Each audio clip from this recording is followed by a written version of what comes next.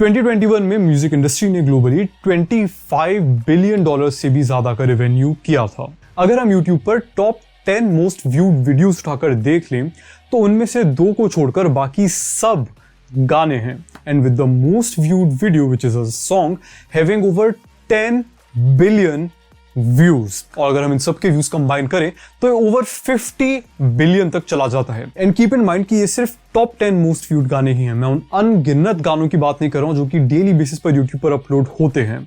In fact जब हम कोई भी काम कर रहे होते हैं, B it doing our homework, working out, going out for a walk, commuting to a different place, almost हर टाइम ही हम लोग म्यूजिक को प्ले करके रखते हैं।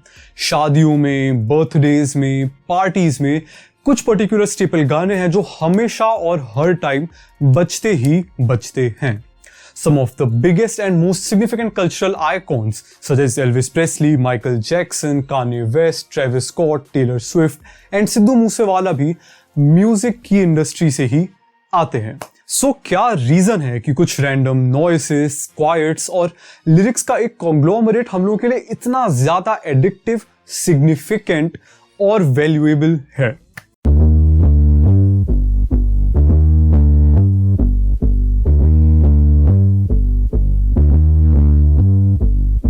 So let's start with the most basic question कि म्यूजिक हमें सुनने में अच्छा क्यों लगता है।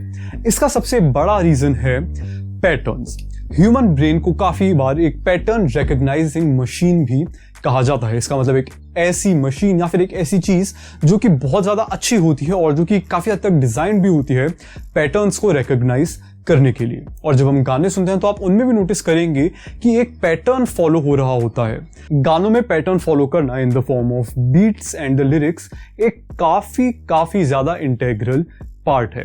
वो पैटर्न ही एक गाने को कुछ रैंडम जार्गन नॉइज से डिफरेंशिएट करता है। ये पैटर्न हम गानों में ट्राइटोन्स, बार्स, वर्सेस, हुक्स और बहुत सारे डिवाइसेस के फॉर्म में देखते हैं, जिनको म्यूजिक थियोरी में काफी डिटेल में artists, music engineers, music producers study करते हैं। अब यहाँ पे पैटर्न के साथ जो सबसे ज्यादा इंटरेस्टिंग चीज ह्यूमन माइंड के लिए होती है वो होती है pattern recognition and pattern prediction. That is the reason कि क्वाइट ऑफन हम लोग एक पर्टिकुलर टाइप का म्यूजिक सुनने के आदी हो जाते हैं। फॉर एग्जाम्पल, अगर कोई इंसान रॉक सुनता है तो जनरली रॉक को ही पसंद करता है। And this is more prominent in people जो क्लासिकल म्यूजिक या फिर जैज और ब्लूज सुनते हैं। वो लोग एक पर्टिकुलर टाइप का म्यूजिक ही पसंद करते हैं। ऐसा अगेन इसलिए होता है क्योंकि they get used to the pattern which is produced in that music.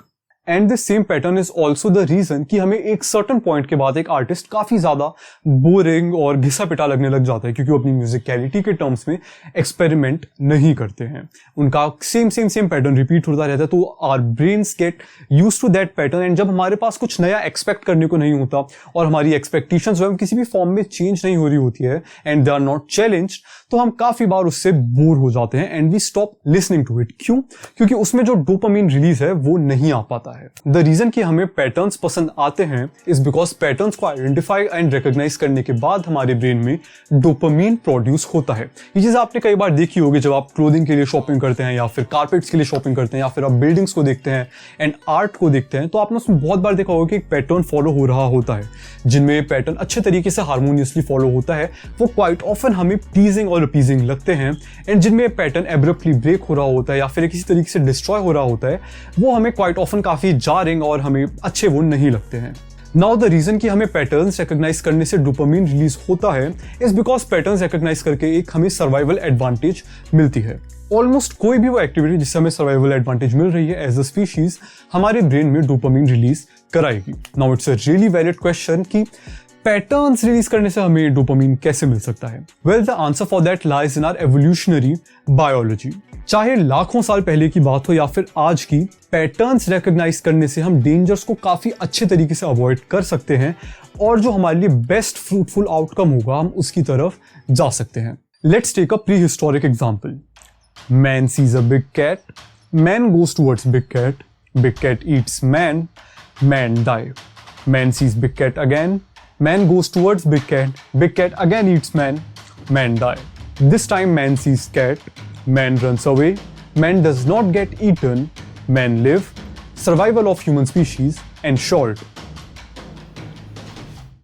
तो इस तरीके से जब हम काफ़ी बार कुछ ऑब्जेक्ट्स को या फिर कुछ एक्टिविटीज़ को एक डेंजर के साथ एसोसिएट कर लेते हैं और उनमें पैटर्न देख पाते हैं, तो हम उनको काफ़ी इजीली ट्रेवर्स कर सकते हैं। तो म्यूजिक में पैटर्न रिकॉग्निशन के अलावा एक और भी ऐसी चीज़ होती है which makes it so enjoyable to us. According to one theory, music is a type of language. इस चीज़ को समझने के लिए हम फिर से प्री हिस्टोरिक मैन का एग्जाम्पल ले लेते हैं।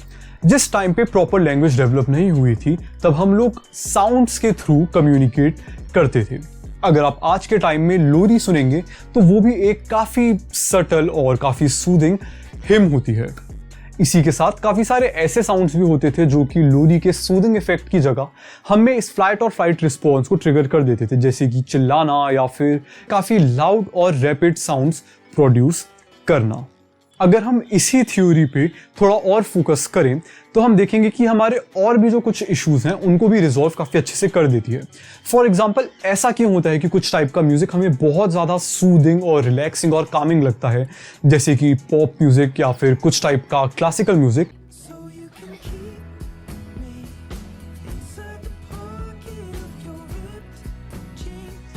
एंड ऑन द कॉन्ट्ररी कुछ ऐसा म्यूजिक होता है जैसे कि हैवी मेटल या फिर रॉक या फिर रैप, जो हमें बहुत ज़्यादा एनर्जाइज कर देता है और हमें बहुत ज़्यादा वो पंप कर देता है, which makes our workouts a lot better.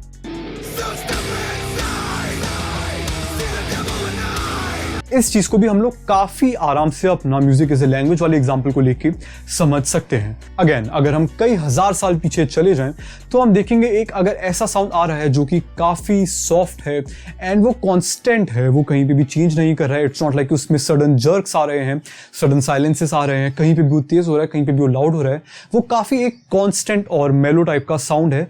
तो क्वाइट ऑफन वो हमारे लिए एक अच्छा इंडिकेशन था। इसका मतलब कि हमारे आसपास कोई एनिमल्स नहीं है, इसका मतलब हमारे आसपास कोई भी नेचुरल कैटास्ट्रोफी नहीं आने वाली है, इसका मतलब कि हम लोग काफ़ी सेफ और साउंड एनवायरनमेंट में हैं। ऑन द कॉन्ट्ररी, जब हम ऐसा म्यूजिक सुनते हैं जिसमें बहुत ज़्यादा लाउड जर्क्स आते हैं, एकदम से आवाज़ तेज़ हो रही है, कम हो रही है, उसकी फ्रीक्वेंसीज कम ज़्यादा हो रही है, बीच में लोग चिल्ला रहे हैं, जो कि हम लोग रॉक में या फिर रैप में और हैवी मेटल में देखते हैं, तो क्वाइट ऑफन अगर हम उसमें अगेन कई हजार साल पहले जाके देखें तो इसका मतलब ये होता था कि जो हमारा एग्जिस्टेंस है वो खतरे में आ चुकी है, क्योंकि इसका मतलब प्रॉब्ली एक एनिमल अटैक हुआ है जिसकी वजह से काफ़ी ज़्यादा रैपिड साउंड्स प्रोड्यूस हो रहे हैं, हम पे दूसरे ट्राइब ने अटैक कर दिया है, कोई नेचुरल कैटास्ट्रोफी हो रही है, कहीं पे बाढ़ आ गई है, भूकंप आ गया है। इसी वजह से जो है बहुत सारे ये लाउड और रैंडम साउंड्स प्रोड्यूस हो रहे हैं। सो अगर आपको मेरी वीडियो अच्छी नहीं लगी, which is something I am expecting, और आप चाहते हैं कि ये आपका प्रेशियस टाइम जो आपने इस वीडियो को देख के वेस्ट किया है वो आपको वापस मिल जाए, तो make sure to watch my video about time travel and make yourself a time machine. And believe me, अगर ये वाली वॉच रिग्रेटफुल थी भी तो वो वाली वॉच रिग्रेटफुल नहीं होगी। Thank you.